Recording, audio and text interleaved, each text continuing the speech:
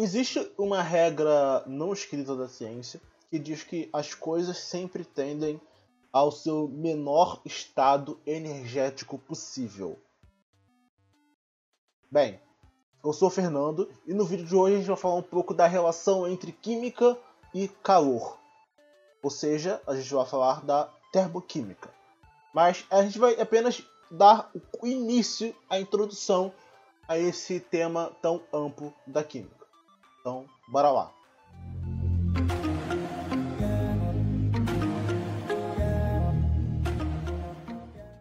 Então, o que é termoquímica? Bem, a termoquímica é a parte da química que estuda as relações de energia e calor em uma reação química. A energia transferida entre dois corpos que têm temperaturas diferentes é denominada calor. Então, quando a gente tem dois corpos e um corpo transfere energia térmica para o outro, essa variação dessa transferência energética é chamada de calor. E também, no caso para o calor, o estudo e a medição do calor em si, de um processo, de uma reação química que seja, é denominada calorimetria. Então vamos ver, a princípio, alguns conceitos envolvendo o calor, para aí sim partir para processos de troca de calor em uma reação química. Então vamos tentar imaginar a seguinte situação. Eu tenho dois cubos. Um cubo metálico a 10 graus Celsius e outro cubo metálico a 70 graus Celsius. E eu vou encostar um cubo no outro de uma forma que não haja nenhum espaço ali disponível e também que ao redor desse cubo ele seja totalmente protegido do meio externo.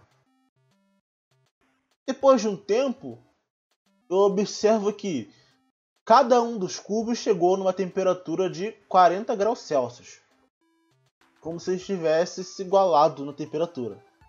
Bem, o que aconteceu aqui foi que aconteceu uma transferência térmica do cubo que tem maior energia para o cubo que tem menor energia. Isso é simbolizado através da variação de temperatura. A temperatura de 70 graus Celsius indica para mim então que o cubo tem uma agitação atômica muito maior do que aquele que está a 10 graus Celsius. Isso implica então que o calor sempre vai fluir do corpo mais quente para o corpo mais frio. Uma pergunta que eu posso fazer: como faço para medir esse calor? Eu sei que ele existe, eu sei que ele transfere do mais quente para o mais frio, mas como é que eu consigo determinar a quantidade de calor existente ali ou a quantidade de calor que de fato foi transferida? Vamos imaginar a seguinte situação. Eu tenho dois beckers, ou seja, dois copos com água. Um eu tenho 1 litro de água, outro eu tenho 2 litros de água. No primeiro, onde eu tenho 1 litro de água, eu vejo que após ser aquecido, ele chegou a 100 graus Celsius. E o segundo, com 2 litros, também está a 100 graus Celsius. Ou seja, independente da quantidade que eu tenha de líquido, no caso a água, os dois vão atingir o ponto de ebulição na mesma temperatura. O que vai mudar é qual a quantidade de calor que eu preciso fornecer para a água para que ele atinja essa temperatura. E isso vai depender justamente da quantidade, seja em massa, que na maioria dos casos, ou em número de mols. Uma forma clássica que a gente tem de medir o calor seria através de uma bomba calorimétrica.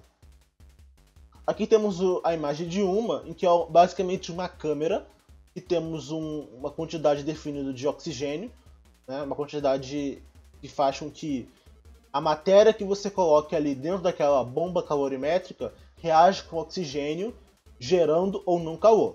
E para a reação acontecer, tem alguns fios de ignição.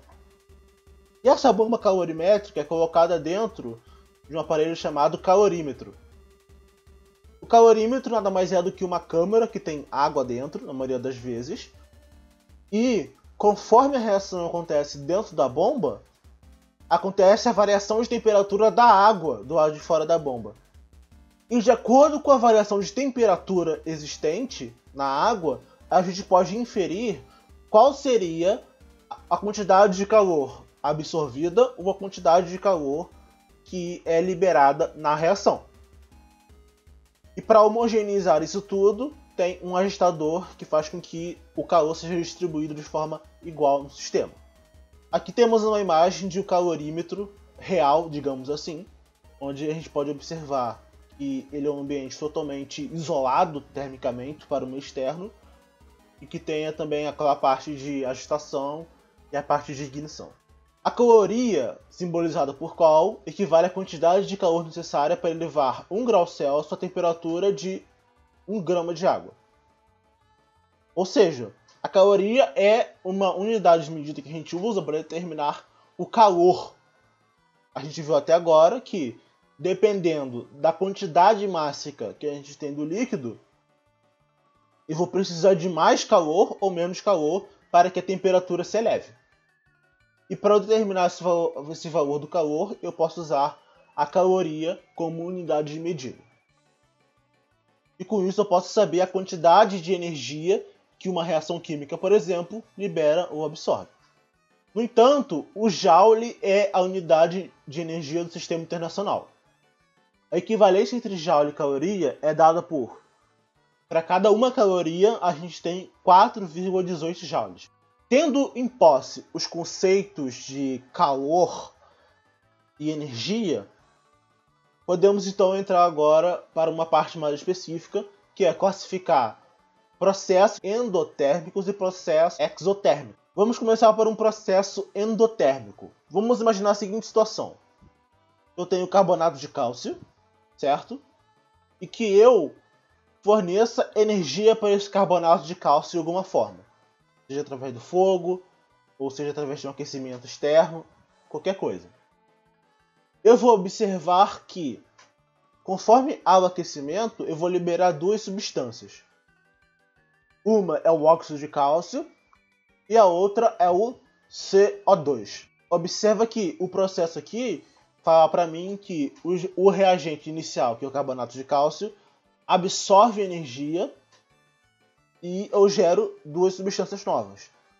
Quando eu tenho isso, eu posso falar que a reação acontecendo aqui é do tipo endotérmica, ou seja, é uma reação que absorve calor. Eu tenho processos que não são necessariamente reações químicas, como por exemplo, o gelo se transformando em água líquida. O gelo, quando ele absorve calor, ele passa de estado para o líquido. E quando o líquido, no caso a água líquida, absorve calor, ela passa para a fase gasosa como vapor de água. Ou seja, a fusão e a vaporização são processos endotérmicos. E um processo exotérmico? Bem, vamos pensar na seguinte situação. Eu tenho carvão e oxigênio.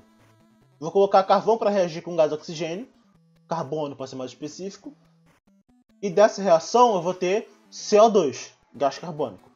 E essa reação vai liberar uma certa quantidade de energia, é o calor. Ou seja, a reação exotérmica é aquela que libera calor. E se eu considerar processos exotérmicos? Bem, eu tenho um vapor de água, e conforme eu vou removendo a energia dele, a temperatura vai diminuindo, e conforme isso acontece, ele vai liberando calor.